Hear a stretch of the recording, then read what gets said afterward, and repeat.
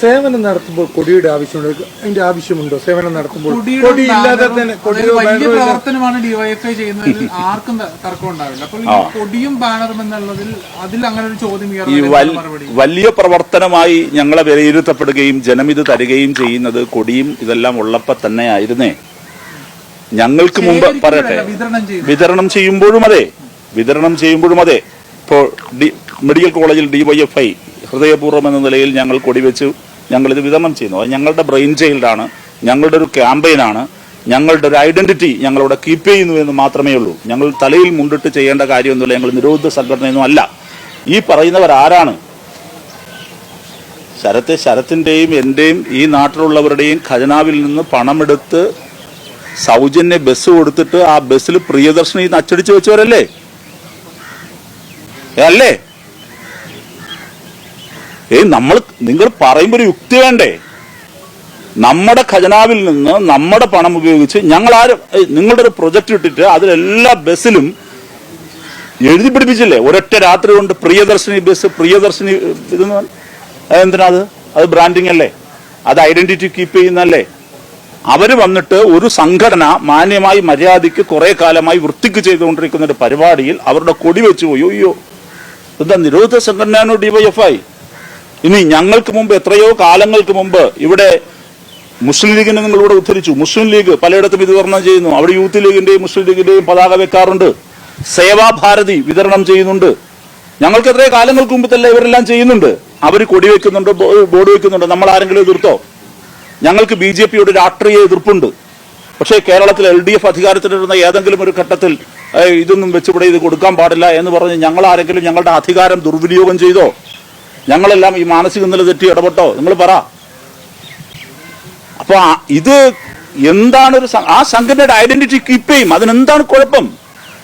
അങ്ങനെയാണെങ്കിൽ ഡിവൈഎഫ്ഐയുടെ ആംബുലൻസിൽ ഈ വരുന്ന ആളുകളെ മെഡിക്കൽ കോളേജ് ഞങ്ങൾ കയറ്റില്ല എന്ന് പറയും. എന്താണ് വിട്ടിത്തം പറയുന്നത്? അതാണ് ഞാൻ മാനസിക നില പരിശോധിക്കുന്നത് പറയുന്നത്. ഇപ്പോൾ ഡിവൈഎഫ്ഐയുടെ ഒരുപാട് ആംബുലൻസ് ഉണ്ട്.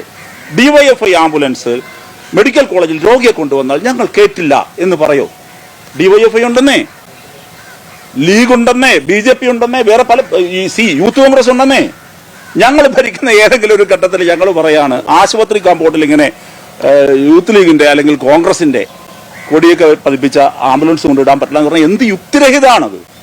അതാ ഞാൻ പറഞ്ഞത്. ഭാവിയിൽ ഈ ഞങ്ങൾ ഈ രക്തദാനത്തെ എന്ത് ചെയ്യും? ഡിവൈഎഫ്ഐക്കാരന്റെ രക്തം വേണ്ട. ഡിവൈഎഫ്ഐക്കാരൻ ഡിവൈഎഫ്ഐയുടെ ബാഡ്ജ് വെച്ച് ഹോസ്പിറ്റലിനകത്ത് ഞങ്ങളൊരു രക്തദാന ക്യാമ്പ് നടത്തി. ആ രക്തദാന ക്യാമ്പിൽ ഞങ്ങൾ പോയിട്ട് ഞങ്ങളിത് കൊടുക്കുന്നു. ഞങ്ങൾ ഒരു കാര്യം ശ്രീ കെ മുരളീധരൻ ഓർമ്മപ്പെടുത്തുന്നു, അദ്ദേഹം ആരോഗ്യമന്ത്രിയാണല്ലോ. രക്തദാനത്തെ ജനകീയമാക്കിയ സംഘടന ഡിവൈഎഫ്ഐ ആണ്. ഞങ്ങൾ അതിന് ശേഷം ഏറ്റെടുത്ത ക്യാമ്പയിൻ ഇപ്പോൾ കൂടുതൽ ജനകീയമാകുന്നു. അത് അവയവദാനത്തിന്റെ ക്യാമ്പയിനാണ്. അപ്പോൾ ഡിവൈഎഫ്ഐയുടെ ക്യാമ്പയിന്റെ ഭാഗമായി ഒരാൾ രക്തദാനത്തിന് സന്നദ്ധനാകുന്നു. അവൻ ആ ബാഡ്ജൊക്കെ കുത്തി വന്നിട്ട് രക്തം കൊടുക്കുന്നു. ഇത് എടുക്കാൻ പാടില്ല എന്ന് ഇദ്ദേഹം ഉത്തരവിടോ? ഞങ്ങൾ അവയവദാനത്തിന്റെ ക്യാമ്പയിൻ, ഞങ്ങൾ ഡിവൈഎഫ്ഐയുടെ എല്ലാ ക്യാമ്പയിനുകളിലും പരിപാടികളിലും ഗ്യാതറിംഗിലും ഞങ്ങൾ അവയവദാനത്തിന്റെ സമ്മതപത്രം ഏറ്റുവാങ്ങാറുണ്ട്. അങ്ങനെ ഡിവൈഎഫ്ഐ ക്യാമ്പയിൻ നടത്തി അവയവദാനത്തിന്റെ സമ്മതപത്രം വാങ്ങി. ആ അവയവദാനത്തിന്റെ സമ്മതപത്രവുമായിട്ട് വന്നാൽ ആ അവയവം സ്വീകരിക്കരുത് എന്ന് ആരോഗ്യമന്ത്രി പറയോ? ഇത് എന്താണ് പറയുന്നത്? അതാണ് ഞാൻ പറയുന്നത്. അല്പം എന്താ പറയാ, ഞാനത് എന്റെ വാക്കുകളെ ഞാൻ നിയന്ത്രിക്കുകയാണ്. അത് ശരിയല്ല. അദ്ദേഹം ഇരിക്കുന്ന സ്ഥാനത്തെ അദ്ദേഹം ദയവായി കാണണം.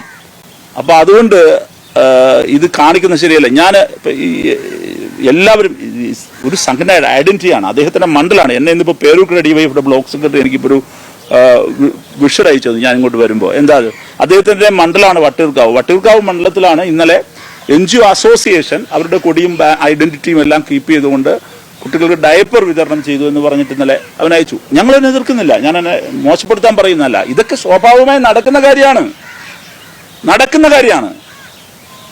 അങ്ങനെ പബ്ലിക് പാർട്ടിസിപ്പേഷനെ പ്രോത്സാഹിപ്പിച്ചുകൊണ്ടും അവരുടെ ഇൻവോൾവ്മെന്റ് ഉറപ്പാക്കിക്കൊണ്ടും മാത്രമാണ് കേരളം ഇന്നുവരെ നേടിയ എല്ലാ നേട്ടവും നേടിയിട്ടുള്ളത്. എല്ലാ നേട്ടവും. അതിനെ മനസ്സിലാക്കാതെ ഈ പദ്ധതിയുടെ ഒരു ജനാധിപത്യ സൗന്ദര്യം എന്ന് വെച്ചാൽ എന്താ, ഇതിൻ്റെ ഒരു കരുത്തുണ്ട് അല്ല, അതിൻ്റെ പൊളിറ്റിക്സ് ഒന്നും മനസ്സിലാക്കാൻ പറ്റാതെ അധികാരത്തിൽ അന്ധത ബാധിച്ചു. അദ്ദേഹം ഇത് പറഞ്ഞതാണ്. അത് ജനം വിലയിരുത്തും.